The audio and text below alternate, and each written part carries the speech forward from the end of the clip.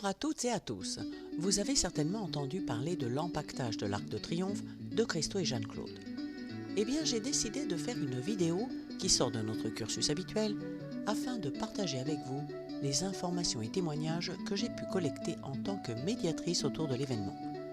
La première constatation est que cet événement est très controversé. Une des raisons vient du monument lui-même, un édifice chargé de symbolisme. Le monument a été commandé par Napoléon Ier suite à une promesse à son armée. Il s'agissait alors de célébrer sa victoire à Austerlitz en 1805. L'architecte Jean-François Chalgrin réalise l'essentiel de la conception de ce chantier titanesque. Ce monument aux dimensions impressionnantes, 50 mètres de haut, 45 mètres de long et 22 de large, doit se situer dans l'axe royal partant du Louvre. On décide de le placer au sommet de la colline du Roule, alors en dehors de Paris. Louis XVI avait fait construire une enceinte fiscale autour de la capitale, la barrière des fermiers généraux. Cette barrière était matérialisée par des pavillons d'octroi, tous construits par l'architecte Claude-Nicolas Ledoux. Ces pavillons servaient à collecter l'impôt sur les biens importés dans Paris. Certains sont encore visibles, par exemple sur la place de la Nation. Revenons à l'Arc de Triomphe. En raison des longs travaux pour les fondations, 8 mètres de profondeur, le monument ne s'élève en 1810 qu'à 1 mètre du sol. D'ailleurs, le temps de construction fut si long que les Parisiens plaisantaient en se moquant de l'unique maçon qui avait été embauché pour les travaux. En 1836, c'est-à-dire 30 ans après la pose de la première pierre et de nombreux aléas politiques, le monument est finalement inauguré sous le règne de Louis-Philippe. Dans les groupes sculptés, celui de François Rude, le départ, que l'on appelle aussi la Marseillaise, est l'ouvrage qui donne sa symbolique nationale au monument. L'étoile de Chaillot, ancien nom de la place sur laquelle se situe l'arc, a été aménagée sous Napoléon III par le baron Haussmann. Son nom vient des avenues qui convergent vers ce qu'on appelle le plateau. 100 bornes ont alors été placées autour du monument en souvenir des 100 jours de Napoléon Ier. En 1970, à la mort du général de Gaulle, il est décidé de donner son nom à la place. Visiblement, un demi-siècle plus tard, on ne s'est toujours pas mis d'accord, puisque les deux noms restent accolés à la place. Depuis 1921, le corps d'un soldat français mort au combat pendant la Grande Guerre repose sous l'Arc de Triomphe. Le soldat inconnu symbolise tout soldat français qui a donné sa vie pour notre pays. Depuis le 11 novembre 1923, la flamme est ravivée chaque soir à 18h30 par les volontaires du comité de la flamme. Sachez que l'Arc de Triomphe a déjà été habillé, si je puis dire. La première fois, c'était lors de l'entrée à Paris de Marie-Louise d'Autriche, la nouvelle épouse de Napoléon Ier. Puisqu'à ce moment-là, vous vous souvenez, l'arc sortait tout juste de terre, Napoléon demande une simulation. Sur une âme de bois, on installe une toile peinte en trompe-l'œil représentant le monument terminé et grandeur nature. En 1882, la Troisième République installe un gigantesque quadrige au sommet. Ce monument de plâtre a disparu, mais est encore visible en 1885 lors des funérailles de Victor Hugo. Pour ses obsèques nationales, l'architecte de l'Opéra, Charles Garnier, aménage un catafalque et un voile de crêpe noire est étendu sur le monument. L'Arc de Triomphe a bénéficié de plusieurs campagnes de nettoyage et de restauration, la dernière en 1988. Il fut tantôt vêtu de bois pour masquer les travaux, tantôt habillé d'un échafaudage pour travailler sur le monument. Dans le public, certains craignaient que l'installation de Christo et Jeanne-Claude ait occasionné des dégradations sur le monument. Or, les trous des restaurations antérieures ont été utilisés comme point d'ancrage.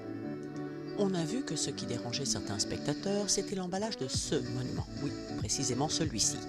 Puisque nous étions sur les réactions négatives, restons-y. Voici ce que l'on pouvait lire dans la presse. Qui a laissé traîner son sac poubelle sur la place de l'Étoile ? Ou dans le même registre, cet empaquetage ressemble à un sac à patates. Donner son avis fait partie de la liberté de la presse. En revanche, ces journalistes confessent ainsi ne pas avoir vidé une poubelle ni avoir fait des courses depuis fort longtemps. Par ailleurs, s'arrêter au premier degré d'un sujet, donner des images réductrices sans argumentation, est-ce vraiment professionnel ? Et maintenant dans le public, voici ce que j'ai pu entendre. Quand même, c'est une belle arnaque. Moi, des œuvres d'art comme ça, j'en fais chaque Noël. Tout ça pour qu'on parle d'eux, autant dire parler pour ne rien dire. Ils envahissent l'espace public et nous imposent leur art, c'est comme des affiches publicitaires. Dans un monde où il faut économiser les ressources de la Terre, on peut s'interroger sur un tel gâchis. On se demande bien à quoi ça sert. Ah, on y est. Là voilà la véritable question. L'art, qu'est-ce que c'est ? Et à quoi ça sert ? Une question philosophique et métaphysique à la fois, à laquelle je n'aurai pas la prétention de vouloir répondre. Nombreux sont les intellectuels et artistes qui tentent d'apporter une réponse à cette question depuis la nuit des temps. C'est comme un millefeuille, une compilation de raisons qui rendent l'art inexplicable et indispensable.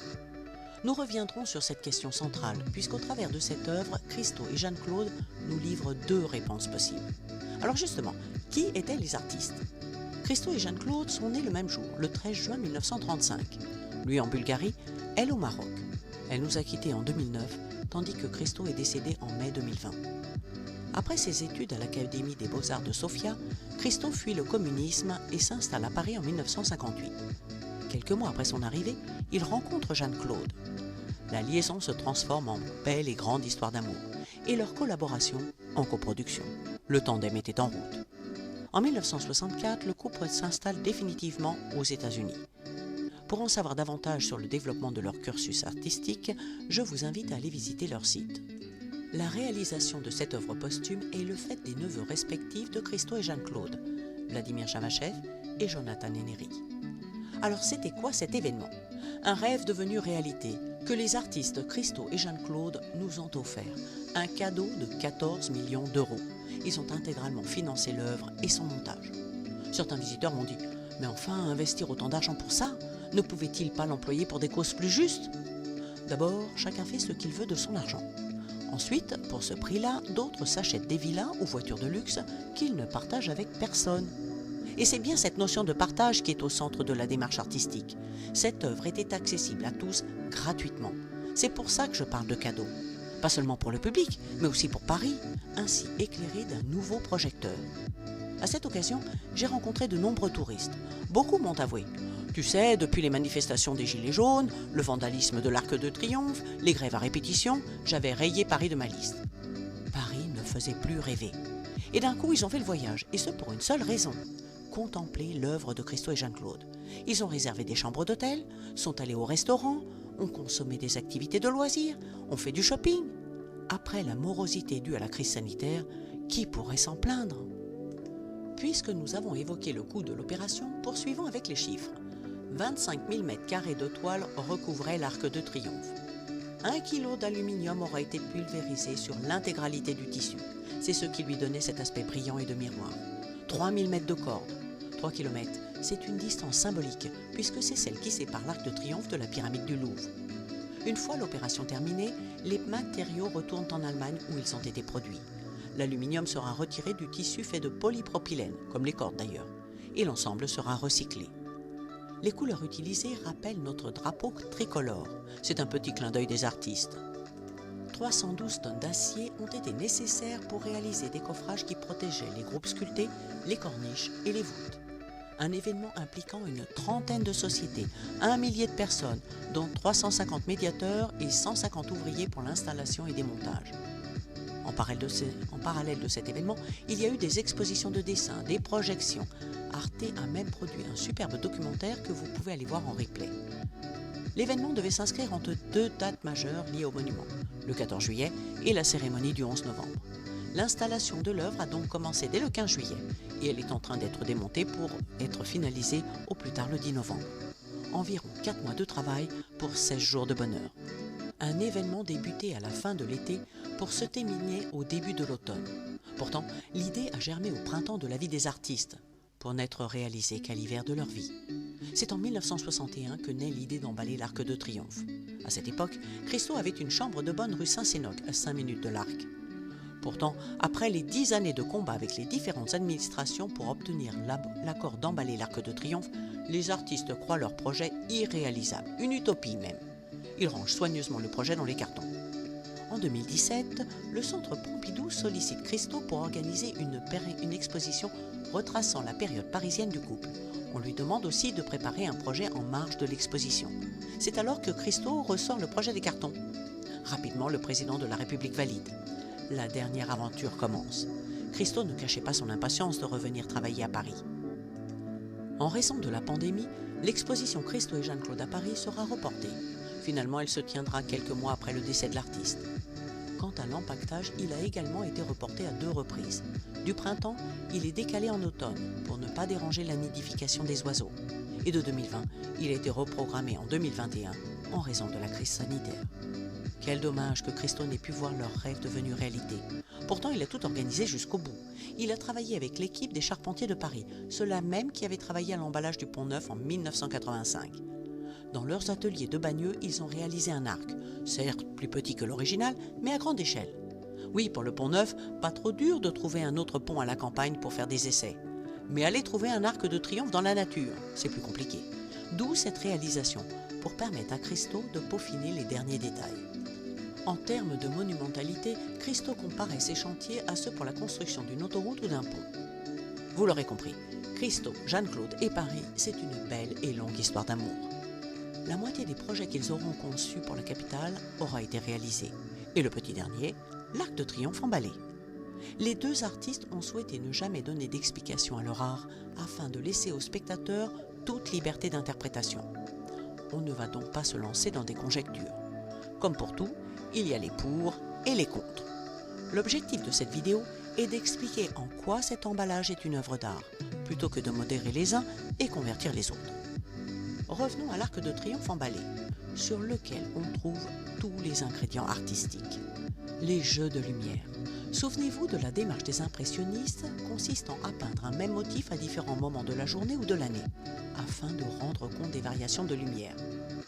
Alors, si vous avez pu admirer l'arc emballé à différents moments de la journée, vous avez sans doute eu l'impression de voir la météo sur Paris à l'instant T. Il faisait gris, l'arc était gris. Il faisait beau, l'arc était bleu. Quand Aurore teignait le ciel matinal, l'arc était rose.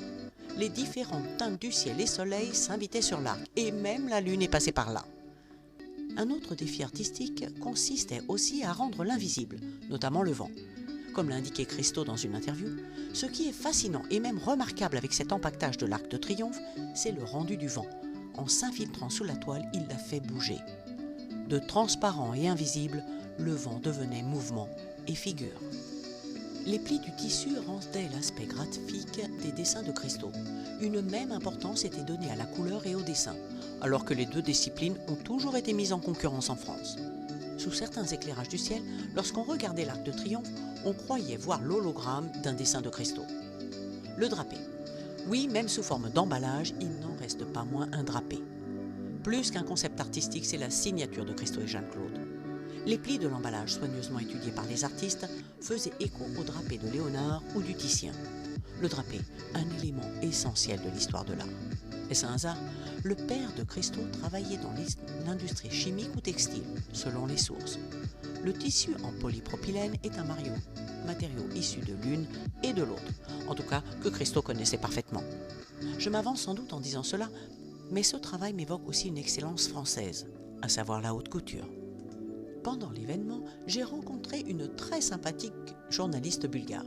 Elle m'a raconté que pendant ses études, Christo, comme les autres élèves, devait accomplir des travaux d'intérêt général. En l'occurrence, peindre les façades de bâtiments délabrés qui se situaient le long de la voie ferrée. Pas n'importe laquelle, celle où passait l'Orient Express. Ainsi, il fallait maquiller les bâtiments en ruine pour faire croire aux voyageurs qui regardaient par les fenêtres du train que tout était beau dans les pays communistes. Est-ce à l'origine de la démarche de nos artistes? En tout cas, maquiller les bâtiments ou les envelopper revient au même. Il s'agit de cacher quelque chose, soit la misère, soit ici un monument à la gloire de la guerre, et ce pour le révéler autrement ou révéler autre chose. En l'occurrence, le volume. Pour ma part, je passe régulièrement sur la place et n'avais jusque-là pas pris conscience de l'importance du volume de ce monument. Vous aurez peut-être aussi fait l'expérience. En plus, une fois au pied de l'Arc de Triomphe, je me suis souvenu de Notre-Dame. A priori, rien à voir. Pourtant, le parvis de la cathédrale était étroit au Moyen-Âge, très différent de l'actuel qui permet d'observer la façade dans son intégralité. Au Moyen-Âge, les fidèles arrivaient devant la cathédrale et ils devaient lever le regard pour voir le ciel.